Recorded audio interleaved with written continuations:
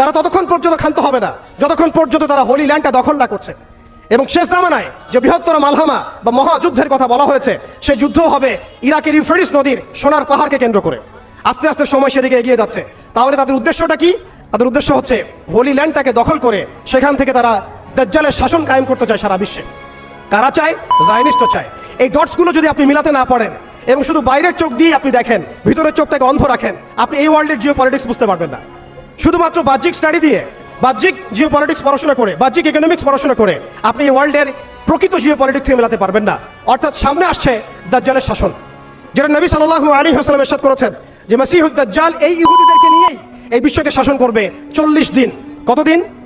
40 দিন। এবং তার প্রথম দিনটা হচ্ছে 1 বছরের সমান, দ্বিতীয় দিনটা হবে 1 মাসের সমান, এবং তৃতীয় দিনটা হবে 1 সপ্তাহের সমান। বাকি দিনগুলো হবে আমাদের দিনের মতোই। এই কথাটা আমাদের প্রিয় নবী মুহাম্মদ রাসূলুল্লাহ সাল্লাল্লাহু আলাইহি ওয়াসাল্লাম তার পবিত্র জবানে বলে গিয়েছেন বিধায় বিশ্ব এদিকে এগিয়ে যাচ্ছে।